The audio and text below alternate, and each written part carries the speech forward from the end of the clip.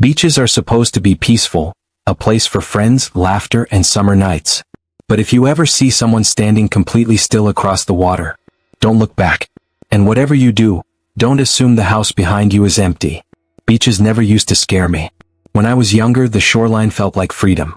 The smell of salt water, the glow of beach houses at sunset, the sound of laughter carried over waves, it all felt safe, familiar, beautiful.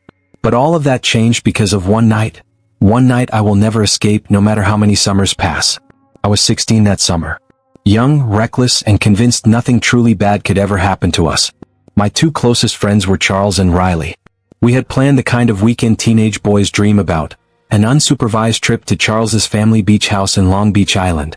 Riley had just gotten his license, so we packed the car ourselves.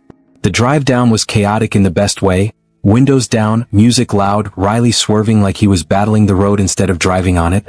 We were laughing so hard the entire ride that none of us noticed how late the sun had gotten. When we arrived, the air smelled like salt and warm wood.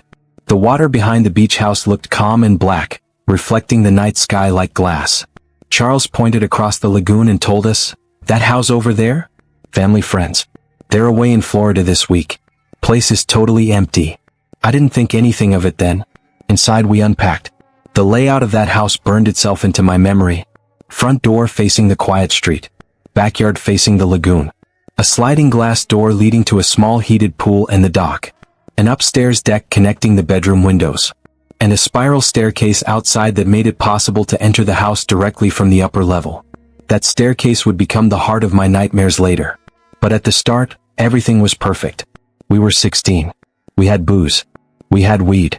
And we had the entire weekend to ourselves. We started messaging girls who were also down at LBI, and after some back and forth on Snapchat, we found 3 who said they'd come over. Rosie, Alexa, and Sophie.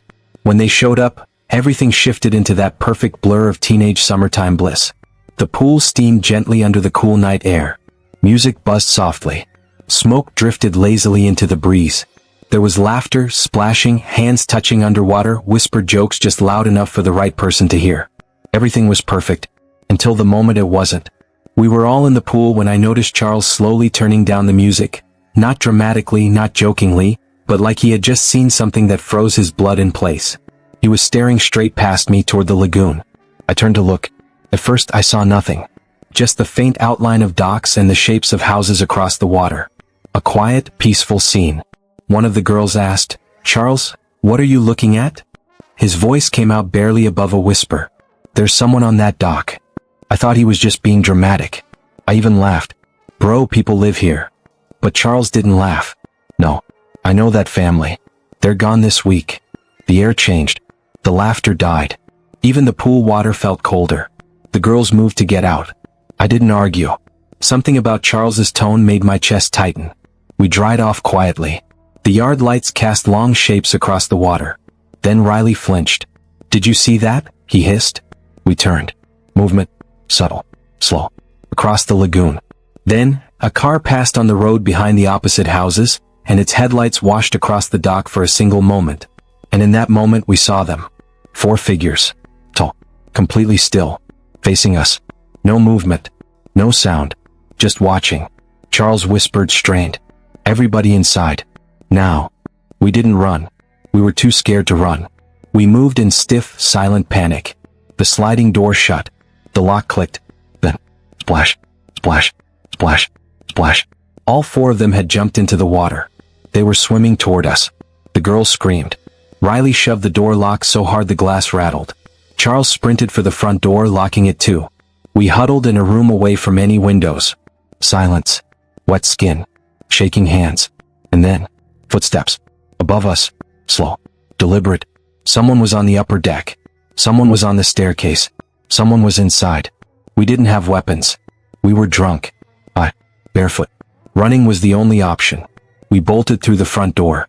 Riley got the keys in the ignition on the first try. The car peeled out so fast we smashed Charles's mailbox clean off the post. We didn't stop until we were miles away. The police searched the house. The entire upstairs had been ransacked. Valuables gone. Drawers emptied. But the worst part? Charles's family boat was missing. The one stored on the dock. His dad kept the spare key hidden in a hatch under the steering wheel. The police said, Whoever did this knew the house. They knew the boat. They knew the key was there. Meaning, they knew Charles's family. They knew we were there. They knew we were alone. They were not random strangers. They had planned it. To this day, none of them have been caught. And to this day, I cannot look at dark water without feeling watched. Lock your doors. Lock your windows. And never assume you're alone. Just because you can't see who's watching.